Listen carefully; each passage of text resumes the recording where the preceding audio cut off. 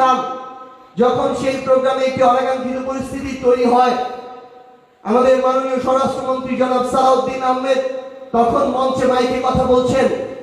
পাশ থেকে এসে পুলিশের বর্তমান যিনি আইজিপি আছেন তিনি তার কানে কানে বলছেন যে যারা ওইখানে প্রতিবাদ করছে কিংবা যারা প্রতিবাদ করে তাদের যে ভাষাটা, যে অসামঞ্জস্যতা, সেটা জানান দিয়েছে। তিনি বলছেন তাদেরকে বের করে দিব কিনা।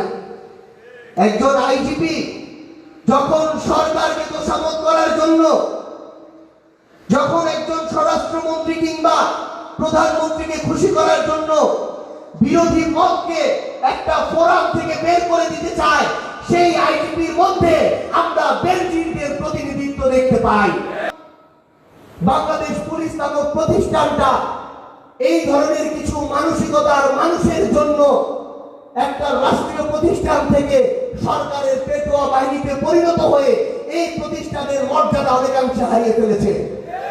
এখন সময় হচ্ছে কথা এবং কাজের মধ্য দিয়ে সেই প্রতিষ্ঠানের মান মর্যাদা ফিরিয়ে আনা।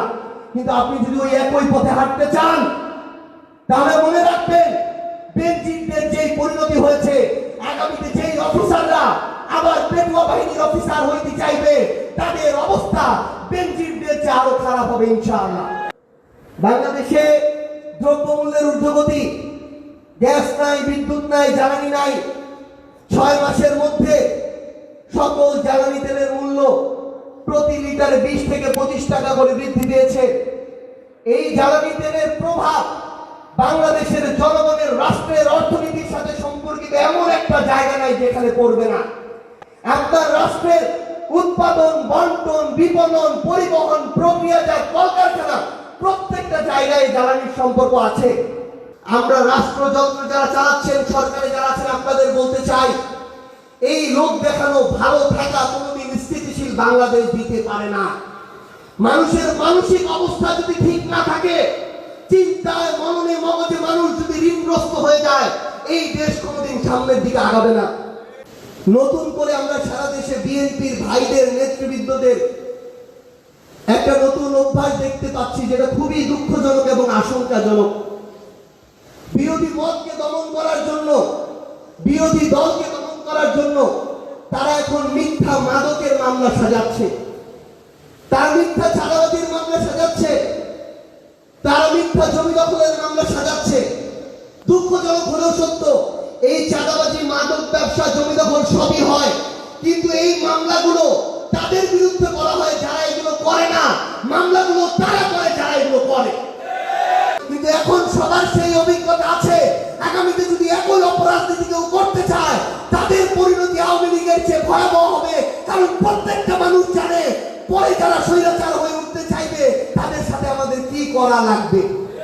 এই জন্য আমরা বিএনপিকে আহ্বান করব, কথার বিপরীতে কথা বলুন। মানুষ সিদ্ধান্ত নেবে কোন কথাটা বলবে, কোন কথাটা বলবে না, কোন কথাটা গ্রহণ করবে, কোন কথাটা গ্রহণ করবে না। কিন্তু বিএনপি দয়া করে স্পর্ধা দেখাবেন না যে আপনি ঠিক করে দিবেন কোন কথাটা মানুষ বলবে, কোন কথাটা বলবে না। এটা যদি করা শুরু করেন, এটা আগের লক্ষণ। এনসিপিতে সবাইকে দাওয়াত দিতে হবে আসার জন্য। আগে কোন দল করেছে এটা গুরুত্বপূর্ণ না, গুরুত্বপূর্ণ হচ্ছে আপনি যে রাজনীতিটা করতে যাচ্ছেন সেটাকে তিনি ধারণ করেন কিনা। গুরুত্বপূর্ণ হচ্ছে স্বৈরাচারকে তিনি স্বৈরাচার বলে স্বীকার করেন কিনা।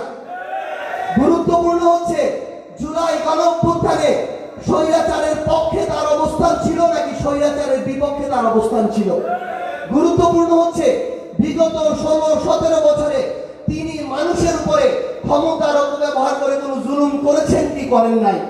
এই বিবেচনায় একটা মানুষকে যদি আপনি পান যে স্বৈরাচারের পক্ষে ছিলেন না, জুলুমের পক্ষে ছিলেন না, নির্যাতনের পক্ষে ছিলেন না, তাহলে সেই মানুষটা যেই দলেরই হোক না কেন, সেই মানুষটাকে এনসিপিতে আসার পথ আপনাদের খুলে দিতে হবে।